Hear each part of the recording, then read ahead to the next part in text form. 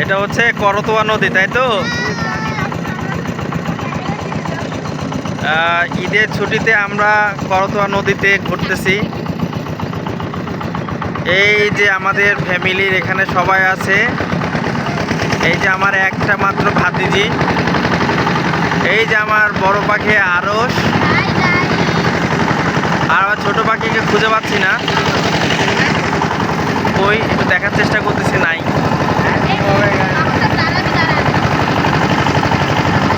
এই নদীতে এক সময় অনেক পানি থাকতো, এখন আশেপাশে তেমন বিনোদনের কোনো জায়গা না থাকায় লোকজন এখন এই নদীকে বিনোদনের কেন্দ্র হিসেবে ব্যবহার করছে। অনেকে ঈদের ছুটিতে এই নদীতে আসছেন, নৌকায় তারা একটু ঘোরাফেরা করে আবার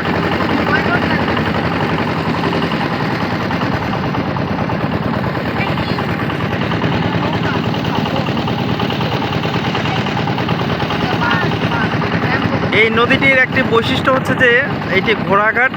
এই নদীর এক পাশে ঘোড়াঘাট, দিনাজপুরের ঘোড়াঘাট, আর এক পাশে হচ্ছে গাইবান্ধার পলাশবাড়ি।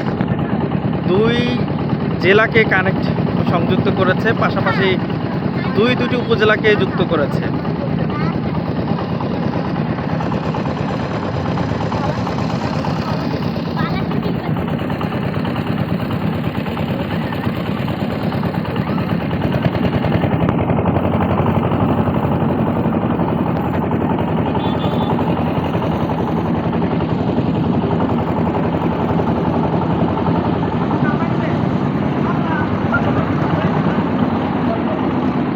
এই যে আমার উপরে যে ব্রিজ, এই ব্রিজটি কিন্তু দুইটি উপজেলাকে যুক্ত করেছে, দিনাজপুর এবং গাইবান্ধা।